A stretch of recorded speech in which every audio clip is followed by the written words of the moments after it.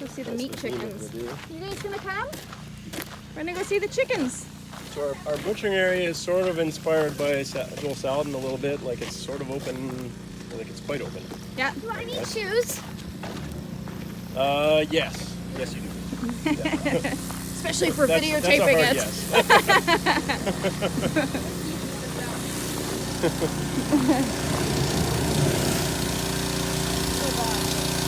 There's some chickens. Kilco and Scalder Plucker. Yeah. Mostly kind of homemade. Yeah. Yeah. Pretty cool. What kind of chickens are those? So we have bar drop, Rhode Island Red, and kind of barnyard mix.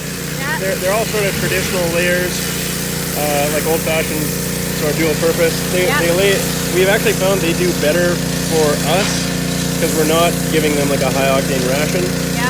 So they last a little longer and lay more evenly. Yeah. So yeah, I don't know. We have all sorts. There's more layers over there. All right. Most of them here, but we let them out every day. Someday I want them like actually ranging on pasture more, like with a mobile chicken house. They seem pretty free range. It's been on the back burner for a couple of years. Yeah. This is our greenhouse. Oh, We cool. can take a peek. Hi, chicken. Yeah. Mom, can I touch the chicken? Can I have Yeah. Okay. Ooh. Yeah. Look at those peppers. Yeah, the peppers are doing. Everything's mostly doing quite well. The tomatoes are not quite perfection, but Yeah. like our cucumbers have been ridiculously productive. Smells amazing. Yeah. Can I get a cucumber? Yeah, for sure. These little ones might be better. They're nice and sweet, but they're a little prickly. So is the straw reused from the chickens that's down here? Oh, sort of. It will be. So the straw, like these are old straw bales that came off of the neighbor's land, sort of thing. Yeah. And that's mostly to suppress weeds. But then the chickens live in here in winter, Oh yeah. Cool. so then it's handy to have some bedding already in here. Yeah. So, Are we And then- allowed to hold the chickens? you know, if you can catch them and not scare them all too much, then yes. Okay. I know how to do that. What about the big fluffy one? The rooster, well, Mom, can you might not want to catch him. Can I hold my cucumber? Yeah, he's I'll got try not to spurs, eat it. so maybe not. What was I gonna say about the Get greenhouse? some eggplants. Oh yeah, we like at the end of winter we clean everything out and Yeah. make a compost heap out of that. Oh yeah.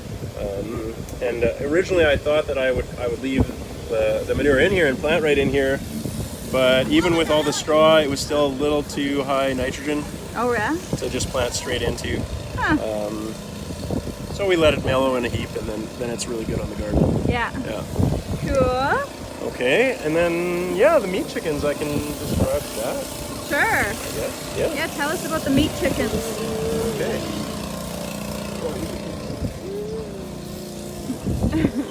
Look at the chickens. You like those? These are fat chickens. They'll be hard to catch.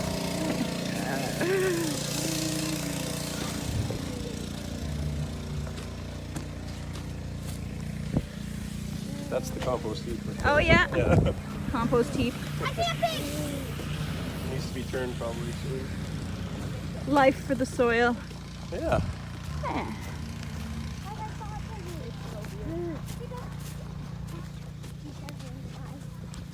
So this is sort of the final step of our pasture system, I guess I'll call it. This is the final step of the pasture system? Yeah, because like we start out in a brooder Yeah. and then go to chicken tractors. Yeah. And basically we wait until we think they're a size that hawks will think that they're maybe a little too intimidating to take. Yeah. Some hawks still figure it out. We've yeah. had a few losses. Every other year kind of we'll lose a few to a hawk. Yeah. But mostly not bad at all. Yeah, and once they're a certain size, sort of at 6 weeks old, is Yeah. basically where when we let them out and we use these more mobile shelters. Yeah. And we just move them across the range. I mean, you can see that this has clearly been chicken impacted. Yeah. And then on the other side of the chickens, it hasn't for quite a while or at all. Yeah. And so we just keep on moving across, and then we go over there and move across the other way, basically. Nice. And by the time we've done that, it's time to kill them. Yeah. You got lots of nice grass out there. Yeah, yeah, and it's amazing the way that this grass grows back. Like the chicken manure, the extra nitrogen, the grass just takes it right up. Yeah. As soon as there's rain, it just grows Nice. again. And this is all every year. This is the grass where our chickens have been. Is the last grass to stop growing, even when the weather's quite cold. Wow. And sort of the first grass to really get lush and full. So the chickens have a great impact on the pasture. Yeah. And it seems to me like the cattle find wherever they've been to be sort of the sweeter grass. Yeah. So they'll kind of go to that first when they get onto the paddock. Yeah, and I guess the only other thing is the electric mesh fencing is probably the most important tool for having chickens on a Oh yeah, this guy right there. Yeah, I can't imagine trying to do it without it. You keep it on all the time? We do actually. Yeah, it's hot right now, so you're Yeah, so that's an electric fence right there. Yeah. There you go. Yeah. Yeah. I saw some cows over there. Are those your cows? Yeah, those are a few steers that we're just keeping close to home because they are ready kind of any time. Yeah. So I usually don't like to have such a small group, but we were down to 3 that were ready and ended up with a small group here. Yeah.